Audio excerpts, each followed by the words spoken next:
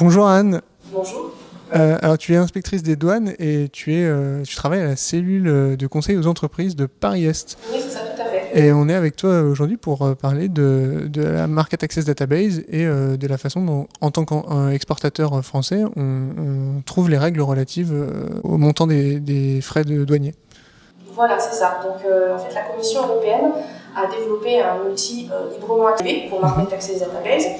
Et là, en fait, la première réponse sera le site de la Commission européenne, donc avec la page d'accueil de cette Market Access Database. Alors, tout est en anglais, donc vous allez avoir une page d'accueil assez dense, sur laquelle vous allez cliquer sur Tarifs. Donc là, vous arrivez sur la page qui va vous permettre, en fait, de faire votre recherche. Donc, comment faire votre recherche? Alors, pour cela, il faut taper le code douanier de la marchandise, le fameux HS code à 4 ou 6 chiffres. Donc vous allez taper le code douanier ou éventuellement le sélectionner dans l'arborescence de la nomenclature douanière. Mais bon, il vaut mieux le connaître, ce sera plus facile.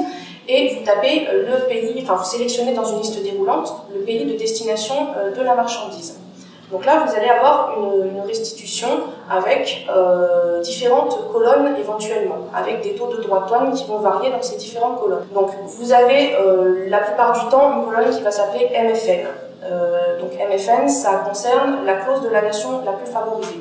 En fait, c'est une clause de non-discrimination qui est applicable entre les États membres de l'Organisation mondiale du commerce, l'OMC. Donc tous les pays membres de l'Union européenne sont adhérents à l'OMC. Donc les pays de l'Union européenne, en tout cas les marchandises qui en sont originaires, vont être concernées par cette clause de la nation la plus favorisée.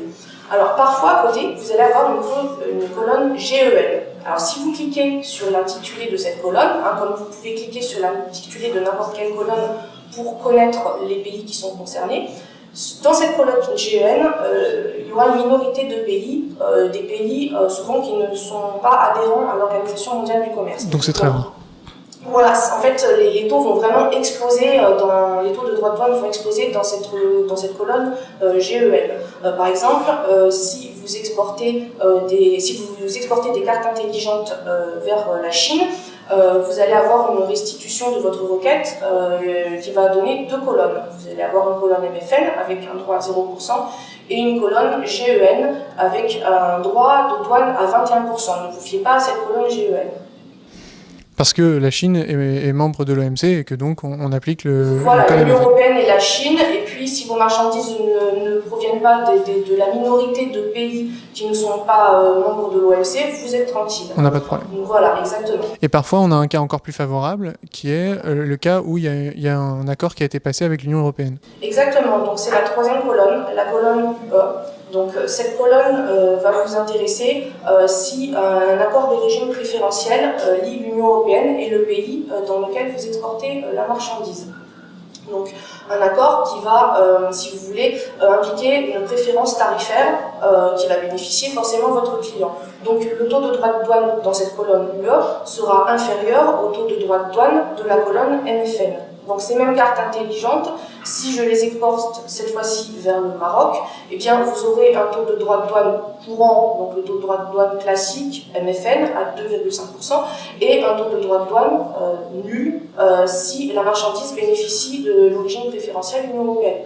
Alors bien sûr, sous toute réserve que la marchandise répond bien aux critères de l'origine préférentielle et qu'une preuve de cette origine préférentielle accompagne la marchandise. D'accord. Et c'est aussi sur ce site-là qu'on trouve tout ce qui concerne les barrières tarifaires. Voilà, alors vous allez trouver aussi un onglet qui va vous permettre de connaître les barrières tarifaires et non tarifaires dans le pays de destination de la marchandise. Par exemple, si j'exporte du matériel électrique vers la Chine, je vais trouver des informations sur le marquage de conformité chinois, le marquage CCC, l'équivalent chinois du marquage de conformité CE. D'accord. Et si on prend une situation inverse, qu'on cherche à importer des matières dans l'Union européenne, on utilise par contre là un outil qui est plus français, qui s'appelle RITA. Voilà, exactement. Donc c'est un lien complètement différent sur Internet. Vous n'allez plus sur la base de la Commission européenne, mais là cette fois-ci, si vous allez sur le site pro.douane.gouv.fr, donc le site de la douane pour les professionnels.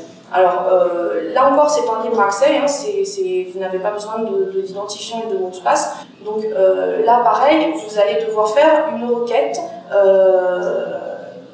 donc avec des éléments fondamentaux qu'il va falloir reconnaître pour évaluer les taux de droits et taxes applicables. Qui sont quels éléments Alors, il y a l'origine au sens douanier du terme et il y a la nomenclature douanière. Alors, la nomenclature douanière, c'est un code à 10 chiffres dans sa déclinaison la plus précise qui correspond en fait à la nature de la marchandise, sa composition, sa présentation. Alors cette nomenclature, elle se déroule de façon très précise à partir d'un chapitre général qui va correspondre grosso modo à la dénomination commerciale de la marchandise et elle va se décliner en arborescence de façon de plus en plus précise et détaillée à mesure qu'on ajoute des chiffres. Donc pour obtenir vraiment, surtout dans le domaine de l'électronique, des positions extrêmement précises. Donc c'est ainsi que vous allez pouvoir sélectionner votre nomenclature douanière qui va déterminer en partie les taux de droits et taxes applicables à votre marchandise. D'accord. Merci Anne.